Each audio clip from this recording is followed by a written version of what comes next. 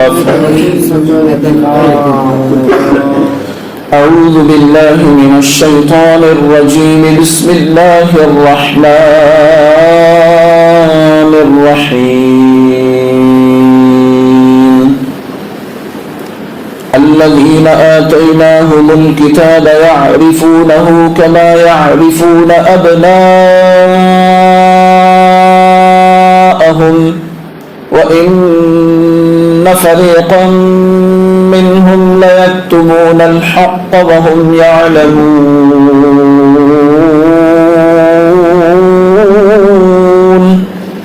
صدق اللہ العظیم. اللہ پاک کلام مقدس میں فرماتا ہے وہ لوگ جنہیں ہم نے کتاب عطا فرمائی وہ اس نبی کو ایسا پہچانتے ہیں جیسے وہ اپنے بیٹوں کو پہچانتے ہیں، اور بے شک ان میں ایک گروہ جان بوجھ کر حق چھپاتے ہیں. مراد یہ ہے کہ گزشتہ آسمانی کتابوں میں نبی آخر الزمان، خاتم پیغمبراں، حضور سید عالم نور مجسم صلی اللہ علیہ وآلہ وسلم کے اوصاف ایسے واضح طور پر صاف بیان کیے گئے ہیں جن سے علماء اہل کتاب کو نبی پاک صلی اللہ علیہ وسلم کے خاتم الانبیاء ہونے میں کچھ شک و شبہ باقی نہیں، اور وہ حضور پاک صلی اللہ علیہ وسلم کے اس منصب عالی کو کامل یقین کے ساتھ جانتے ہیں. یہودی علماء میں سے حضرت عبداللہ بن سلام رضی اللہ المولا تبارک و تعالی عنہ مشرف باسلام ہوئے تو حضرت سیدنا عمر فاروق اعظم رضی اللہ تعالی عنہ نے ان سے دریافت کیا، پوچھا کہ اس آیت میں جو معرفت بیان کی گئی ہے اس کا کیا مطلب ہے؟ انہوں نے فرمایا کہ اے عمر رضی اللہ تعالی عنہ، میں نے نبی پاک صلی اللہ علیہ وسلم کو دیکھا تو بغیر کسی شک و شبہ کے فوراً پہچان لیا آپ کو دیکھتے ہی. اللہ اکبر. اور میرا حضور پاک صلی اللہ علیہ وسلم کو پہچاننا اپنے بیٹوں کو پہچاننے سے زیادہ کامل و مکمل تھا. حضرت سیدنا عمر فاروق اعظم رضی اللہ تعالی نے پوچھا وہ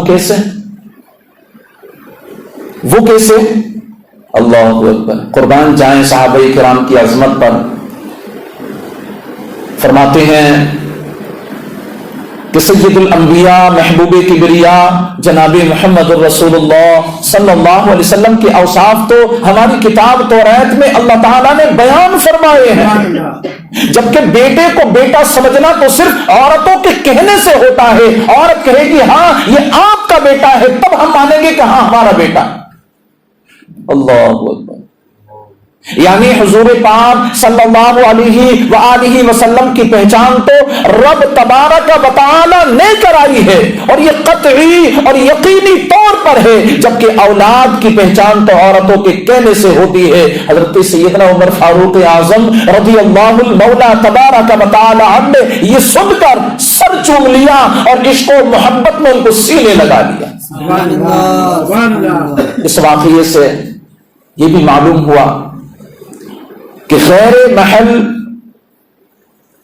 شہوت میں دینی محبت سے پیشانی چومنا جائز ہے. یہ مسئلہ یہاں سے واضح ہو جاتا ہے. یہ بھی معلوم ہوا کہ نبی پاک صلی اللہ علیہ وسلم کی صرف پہچان ایمان نہیں بلکہ حضور پاک صلی اللہ علیہ وسلم کو ماننا، دل سے ماننا، یہ ایمان ہے. ورنہ پہچانتے تو یہودی بھی تھے، پہچانتے تو آج کے بھی کفار ہیں، پہچانتے تو آج کے بھی یہودی ہیں، کل کے بھی یہودی پہچانتے تھے. پہچاننے سے کوئی مسلمان نہیں بن جاتا، ماننا پڑتا ہے، یہاں سے دل سے ماننا پڑتا ہے، تب ایمان کی دولت نصیب ہوتی. صحابہ کرام نے مانا، اور کیسا مانا؟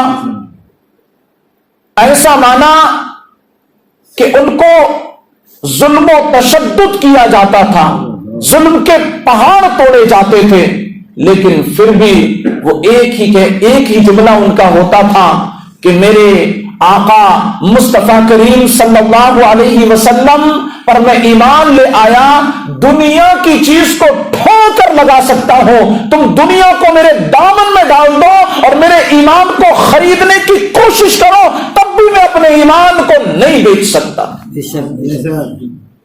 حضرت سیدنا بلال رضی اللہ تعالیٰ عنہ کی سیرت پر نظر ڈالیں، کتنا ظلم ہوتا تھا، کتنا ستایا جاتا تھا۔ وہ مکے کی گرمی اور ایسی شدت کی گرمی کہ زمین انگارے اگلتی تھی، ایسی شدت کی گرمی میں سیدنا بلال رضی اللہ تعالی عنہ کو مکے کی ریتیلی دھرتی پر، مکے کی پتھریلی دھرتی پر ان کو گھسیٹا جاتا تھا، لیکن پھر بھی حضرت بلال کو سلام ہے ان کی زبان سے نکلتا تھا، احد احد، اللہ ایک ہے، اللہ ایک ہے۔ سبحان اللہ، یہ تھا ماننا۔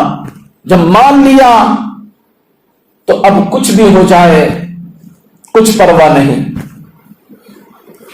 وَإِنَّ فَرِيقًا مِّنْهُمْ لَيَكْتُمُونَ الْحَقَّ، اور بے شک ان میں ایک گروہ حق چھپاتے ہیں۔ یہودیوں کے علماء کرام میں ایک گروہ تھا، بہت بڑا گروہ تھا، وہ حق چھپاتے تھے۔ اہل کتاب علماء کا ایک گروہ توریت و انجیل میں مذکور نبی پاک صلی اللہ علیہ وسلم کی نعت و صفت کو اپنے بغض و حسد کی وجہ سے جان بوجھ کر چھپاتا تھا۔ یہاں انہی کا بیان ہے۔ وہ کیوں چھپاتے تھے؟ ان کی دکانیں بند ہو جائیں گی، ان کے کاروبار بند ہو جائیں گے۔ کیا دکانیں تھیں کہ یہ بڑے عالم مانے جاتے تھے، بڑے کاروباری مانے جاتے تھے، لوگ ان کے پاس میں آتے نذرانے دیتے تھے، بڑے بڑے نذرانے ان کو ملتے تھے، بڑی بڑی رقمیں ان کو ملا کرتی تھیں۔ انہوں نے سوچا اگر نبی پاک صلی اللہ علیہ وسلم کے اوصاف بیان کر دیے، آپ کی تعریف جو توریت و انجیل میں مذکور ہے، لکھی ہوئی ہے، اس کو واضح کر دیا تو ہمارے نذرانے تو گئے، ہماری تو دکانیں بند ہو جائیں گی، معاشرے میں جو ہماری عزت ہے ساری کی ساری ختم ہو جائے گی۔ بتا دیا ہم نے تو، اس لیے وہ چھپاتے تھے، لیکن وہ نہیں جانتے تھے، ان کو نہیں پتا تھا کہ اگر ہم کو عزت ملی ہے تو اس نبی کے صدقے ملی ہے، اگر ہم کو دولت ملی ہے تو اس نبی کے صدقے ملی ہے۔ کس نبی کے صدقے؟ جس کے تعلق سے مولا تبارک و تعالی خود ارشاد فرماتا ہے کہ اے محبوب، اگر تمہیں پیدا کرنا مقصود نہ ہوتا تو کائنات کی کسی شے کو وجود میں نہ لاتا، کسی بھی چیز کو وجود نہ بخشتا۔ اے محبوب، تم کو پیدا کیا اس لیے اس کائنات کو بنایا، تو جس نبی کے صدقے میں کائنات کو بنایا اور پھر اس کو طرح طرح سے سجایا، ہم کو طاقت دی نبی کے صدقے میں، ہم کو خوبصورتی دی نبی کے صدقے میں، ہم کو جان دی نبی کے صدقے میں، ہم کو قرآن دیا نبی کے صدقے میں، ایمان دیا نبی کے صدقے میں، عرفان دیا نبی کے صدقے میں، تم کو توریت و انجیل دی نبی کے صدقے میں، ساری کائنات نبی کے صدقے میں بنائی گئی۔ اس نبی کے تذکرے کو چھپاتے ہیں، اس نبی کے تذکرے کو چھپاتے ہو۔ اس سے معلوم ہوا کہ حق کو چھپانا مصیبت و گناہ ہے، اس سے مصیبتیں بھی آتی ہیں اور یہ بہت بڑا گناہ ہے۔ حق کو چھپانا معصیت ہے، گناہ ہے، اور حضور پاک صلی اللہ علیہ وسلم کی عظمت و شان کو چھپانا یہ یہودیوں کا طریقہ، مسلمان کا طریقہ تو ہے ہی نہیں۔